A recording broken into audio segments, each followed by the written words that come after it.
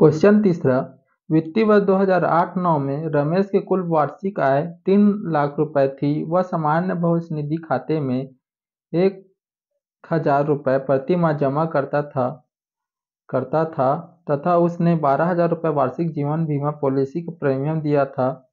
यदि 1,50,000 रुपए तक कोई आयकर नहीं है तथा 1,50,000 रुपए से अधिक आय पर 10% की दर आयकर देय हो एवं सभी बचत पर छूट की अधिकतम सीमा 1,00,000 रुपए हो तो उसके द्वारा देय आयकर की गणना कीजिए, जहां शिक्षा उपकर देय आयकर का 3% है। ठीक है, इतना दे दिया है हमें। तीसरा क्वेश्चन है, चलो हल करते हैं। ठीक है, तो हल करके लिखते हैं।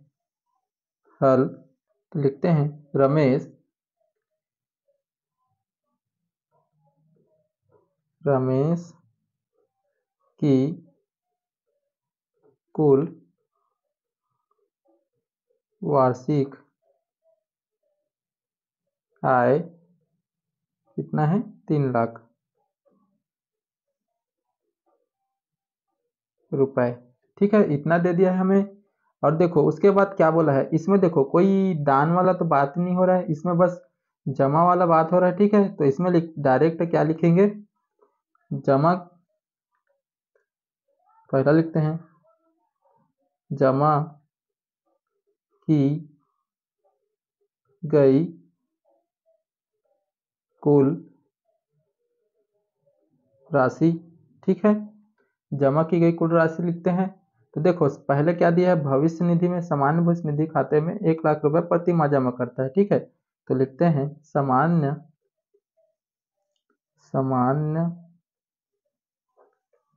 भविष्य निधि। ठीक है, प्लस और क्या करता है, वार्षिक जीवन बीमा प्रीमियम में पॉलिसी में। ठीक है, वार्षिक जीवन या जीवन बीमा लिख सकते हो, जीवन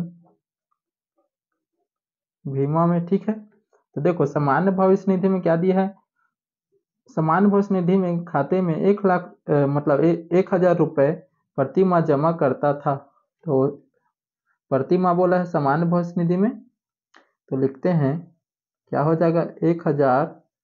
तो क्या कर रहा है, प्रति माह कर रहा है, तो इसको क्या बनाएंगे, वर्ष प्लस और जीवन बीमा पॉलिसी में क्या कर रहा है, तथा उसने 12,000 वार्षिक जीवन बीमा प्रीमियम पॉलिसी में दिया 12,000। ठीक है, ये 12,000 हो जाएगा, तो ये क्या हो जाएगा, 12,000 हो जाएगा ये भी। ठीक है, प्लस 12,000 तो क्या हो जाएगा 24,000। ठीक है, इतना समझ गया क्या? ठीक है, इतना हो गया। तो अब देखो क्या निकालेंगे, शेष योग्य आय। तो लिख लेना शेष योग्य आय। ठीक है, 3 लाख है तो इसमें माइनस कर देंगे, 3 लाख से क्या कर देंगे, 24,000 को माइनस कर देंगे। ठीक है, तो कितना आ जाएगा, 2,24,000 है तो 76,000 रुपए आएगा। ठीक है, इतना समझ गया क्या? ठीक है, इतना हो गया। तो अब देखो, अब और हमें तो और कुछ नहीं दिया है, इतना तो हो गया।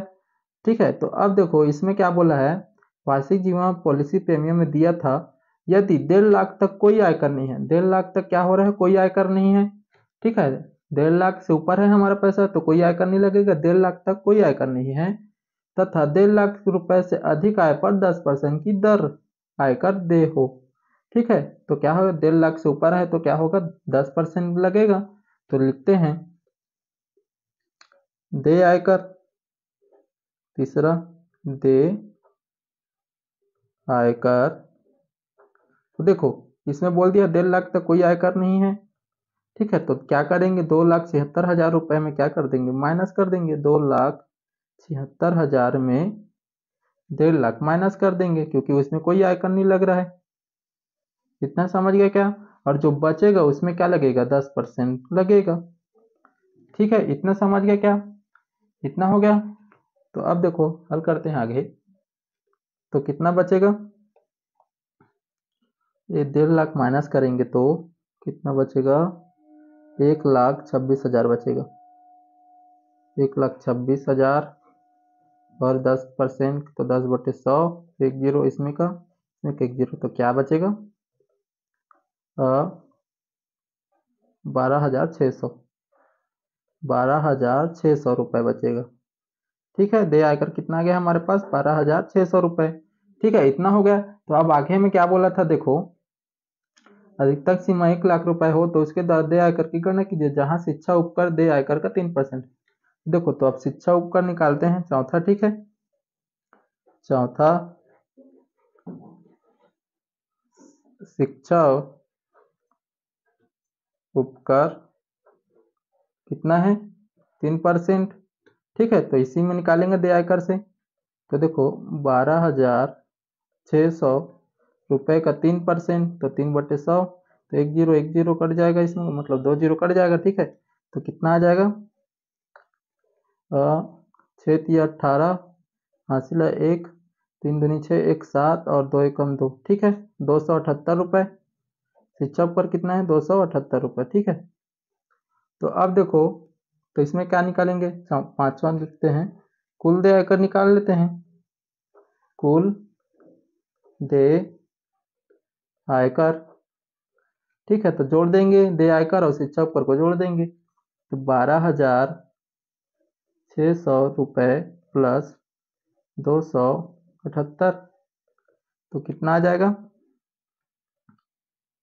12,878। ठीक है, रुपए। एक मिनट देखो यहाँ पास, ठीक है, मिस्टेक है।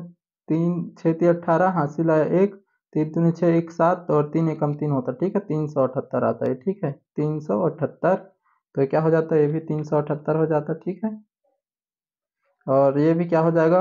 6 और 3 कितना हो जाता है? 9, 978 आ जाएगा। ठीक है, ये क्या हमारा आंसर है। ठीक है, ऐसे ही हल करेंगे वाले क्वेश्चन को।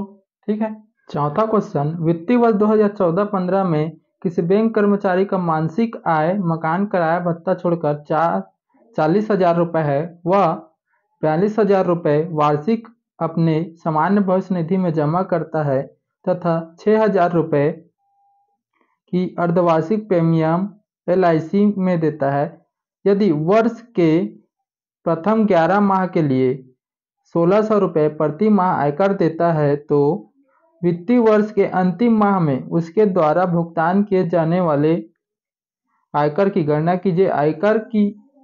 आयकर में छूट समस्त बचतों का 100%, अधिकतम 1 लाख रुपए तक है। ठीक है, और आयकर का दर निम्नानुसार है। देखो, पहला क्रमांक, 2.5 लाख तक कोई आयकर नहीं है, और 2.5 लाख से 5 लाख के बीच में क्या है? 10% है, और 5 लाख से 10 लाख के बीच में 20% है, और 10 लाख से ऊपर के अधिक में क्या लगेगा? 30% का आयकर दर लगेगा। ठीक है, और देखो आगे में क्या लिखा है, यदि भारतीय आयकर का 10%, यदि कर योग्य आय 10 लाख रुपए से अधिक हो, 10 लाख से अधिक ऊपर में हो तो अलग से 10% बोल रहा है। तो और सा क्या बोल रहा है? शिक्षा उपकर देय आयकर का 3% है। ठीक है, इतना दे दिया है हमें, तो चलो हल करते हैं अब सीधा। ठीक है, तो लिखते हैं हल करके, हल। तो देखो, किसी बैंक कर्मचारी का मासिक आय बोला है, बैंक कर्मचारी का आय, तो देखो उसमें मासिक में बोला है, तो मासिक क्या बोला है? 40,000। तो क्या करेंगे? 12 का गुणा कर देंगे। ठीक है, क्या करेंगे? 12 का गुणा कर देंगे। ठीक है, मासिक में बोल रहा है तो। ठीक है, तो कितना हो जाएगा? तो देखो, तो 12 चौक 48। ठीक है, 12 चौक 48, तो ये हो जाएगा 4,80,000 रुपए। ठीक है, इतना समझ गया क्या? इतना हो जाएगा। ठीक है, मासिक में बोला है, देखो किसी बैंक कर्मचारी का मासिक आय 40,000 रुपए है बोला है, तो मासिक में है तो इसको क्या बनाएंगे? वर्ष बनाएंगे। ठीक है, तो वर्ष बनाने के लिए क्या किए हैं? 12 से गुणा कर दिए। ठीक है, इतना समझ गया क्या? आगे देखो और कुछ दिया होगा तो, जमा वाला है तो और कुछ दिया है क्या? यदि वर्ष के प्रथम 11 माह के लिए, तो इसमें वो वाला नहीं दिया है, दान वाला, ठीक है, दान वाला नहीं दिया है तो डायरेक्ट क्या लिखेंगे, जमा की गई राशि वाला लिखते हैं, ठीक है। पहला लिखते हैं जमा की गई कुल राशि, ठीक है। तो क्या काम है जमा कर रहे हैं, एक 42,000 रुपये वार्षिक अपने सामान्य भविष्य निधि में, तो लिखते हैं सामान्य भविष्य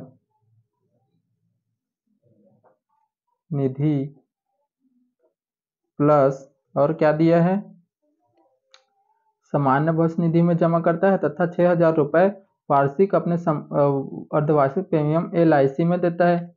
LIC शॉर्ट में लिख देते हैं LIC में, ठीक है। LIC देता है वर्ष के प्रथम 11, इतना दिया है, ठीक है। दो दिया है हमें, दो चीज, तो देखो सामान्य भविष्य निधि कितना दिया है, 42,000 दिया है, ठीक है, 42,000। और तो इसमें देखो LIC में तथा 6,000 रुपये की अर्धवार्षिक प्रीमियम LIC में देता है। अर्धवार्षिक बोला है, अर्धवार्षिक बोला है तो क्या करेंगे, 2 का गुणा कर देंगे, ठीक है, 2 का गुणा करेंगे तो वार्षिक बन जाएगा, ठीक है। तो क्या करेंगे, 6,000 से 2 का गुणा कर देंगे तो ये क्या हो जाएगा, 42,000, ठीक है। इतना समझ गए क्या, 42,000 प्लस 6 दूनी 12, ठीक है। तो ये कितना हो जाएगा, 54,000 रुपये हो जाएगा, ठीक है। इतना समझ गया क्या, इतना हो गया तो क्या निकालेंगे आगे, शेष, दूसरा लिख देता हूं, शेष योग्य आय, ठीक है। तो कितना है हमारे पास, 4,80,000 है, 4,80,000 रुपये से क्या करेंगे, 54,000 को घटा देंगे, ठीक है। इतना समझ गए क्या, ठीक है। इतना हो गया तो कितना आ जाएगा, देखो एक 54,000 घटाएंगे तो ये 4 लाख आएगा ही, और 54 और ये क्या हो जाएगा, 26,000 रुपए, तो कितना आएगा, 4,26,000 रुपये आएगा। देखो शेष योग्य आय कितना बच गया हमारा, 4,26,000, और तो कुछ नहीं दिया है इसमें प्रश्न में, और कुछ नहीं बोला है, तो डायरेक्ट अब क्या करेंगे, आयकर की गणना करेंगे, ठीक है। तो चलो इसमें देखो हमारा कितना है, 4,26,000 रुपये आया है। तो देखो एक किसके बीच में आएगा, 4,26,000 किसके बीच में आएगा, ये दूसरे वाले में आएगा, 2.5 लाख से 5 लाख के बीच में आएगा, यानी 10% लगेगा, और 2.5 लाख तक क्या है, कोई आयकर नहीं है, तो क्या करेंगे, 5 लाख से 2.5 लाख माइनस कर देंगे, यानी जो पैसा है हमारे पास 4,26,000, उससे क्या करेंगे, 2.5 लाख को घटा देंगे, क्योंकि उसमें कोई आयकर नहीं लग रहा है, यानी कोई टैक्स नहीं लग रहा है, और 2.5 लाख घटाएंगे उसके बाद जो रुपए बचेगा वही क्या हमारा, उसमें टैक्स लगेगा 10% का। तो लिखते हैं चलो, ठीक है, दे आयकर, दे आयकर, ठीक है। दे आयकर अभी हमारा कितना बचा है, देख लो, 4,26,000, ठीक है, 4,26,000 में 2.5 लाख में कोई कर नहीं लग रहा है तो माइनस कर देंगे 2.5 लाख, ठीक है, इतना। और इसमें जो बचेगा उसका क्या लग रहा है, 10% लगेगा, ठीक है, का 10%, ठीक है। इतना हो गया, तो देखो हल करते हैं तो कितना बचेगा, 2.5 लाख माइनस कर देंगे तो 2.5 लाख, तो 1,76,000 बचेगा, ठीक है। 1,76,000 रुपये का 10% निकालना है, 10/100 हो जाएगा, ठीक है। इतना समझ गया क्या, तो इसमें का एक जीरो, इसमें का एक जीरो, इसमें का एक जीरो, इसमें का एक जीरो, तो कितना बचेगा, 17,600 बचेगा, 17,600 रुपये, ठीक है। ये क्या हमारा देय आयकर है, ठीक है। इतना समझ गया क्या, ठीक है। इतना हो गया तो अब क्या निकालेंगे, शिक्षा उपकर निकालेंगे, क्योंकि शिक्षा उपकर भी दिया है हमें। शिक्षा उपकर कितना दिया है, 3% दिया है, ठीक है, शिक्षा उपकर 3% दिया है, तो निकालते हैं, तो लिखते हैं शिक्षा उपकर, ठीक है, तो किसका निकालेंगे 3%, तो कितना है हमारे पास 17,600 रुपये का 3/100 हो जाएगा। 3% निकालना है तो क्या हो जाएगा, 1 0, इसमें का 1 0, इसमें का 1 0 कट जाएगा। ठीक है, तो 6 तिया 18, हासिल आया 1, 7 तिया 21 और 2 1 22, हासिल आया 1 22, तो हासिल आया 2, 3 एकम 3 और 2 कितना हो जाएगा 5। ठीक है, 528 रुपये हो जाएगा। ठीक है, 528 रुपये। ठीक है, इतना हो गया। तो अब देखो इतना आ गया है तो कुल देय आयकर निकाल लेते हैं। ठीक है, कुल देय आयकर निकालेंगे। कुल देय आयकर तो जोड़ देंगे, देय आयकर और शिक्षा उपकर को जोड़ देंगे। तो शिक्षा उपकर कितना है, कुल देय आयकर कितना है 17,600 रुपये और शिक्षा उपकर कितना निकला है 528 रुपये। ठीक है, तो कितना हो जाएगा देखो जोड़ेंगे तो 8, ये हो जाएगा 2, 5 4 6 11, हासिल है 1, तो ये 8 और 1 18,128। ठीक है, 18,128 रुपये। ये क्या हमारा कुल देय आयकर निकल गया। ठीक है, ये क्या हो गया, वर्ष का कुल देय आयकर निकल गया।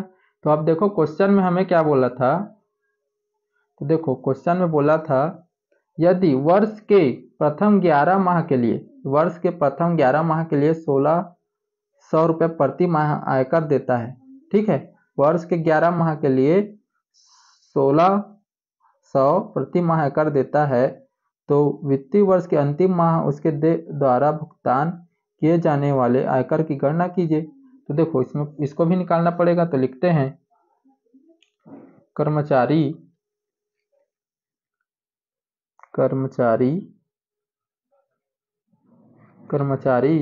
द्वारा 11 माह में जमा आयकर।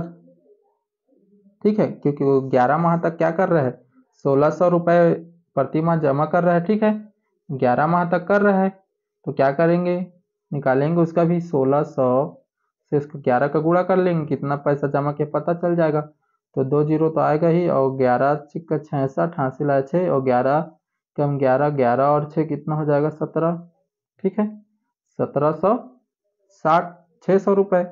ठीक है, ये क्या है 11 माह तक कितना जमा किया है, तो हमें क्या चाहिए अंतिम माह तक बोला है। इसमें देखो प्रश्न में क्या बोला है, प्रति माह आयकर देता है, तो वित्तीय वर्ष के अंतिम माह का, ठीक है, अंतिम माह का उसके द्वारा भुगतान किए जाने वाले आयकर की गणना कीजिए। ठीक है, तो अंतिम माह देखो हमें पूरा वर्ष का निकाल लिए हैं, तो वर्ष से 11 माह को घटा देंगे तो अगला वाला वर्ष पता चल जाएगा, 12वां माह पता चल जाएगा। ठीक है, तो इसी को लिखते हैं, तो लिखते हैं अंतिम माह में देय आयकर। ठीक है, तो देखो कितना है हमारे पास, पहले 18,128 माइनस कितना कर देंगे 17,600 रुपये। ठीक है, तो कितना आ जाएगा देखो आ जाएगा 528 रुपये। ठीक है, यही निकालना था हमें। ठीक है, ये क्या हमारा अंतिम माह का देय आयकर है 528। ठीक है, और ये कुल देय आयकर क्या है 18,128 रुपये। ठीक है, ऐसे हल करेंगे वाले क्वेश्चन को। ठीक है।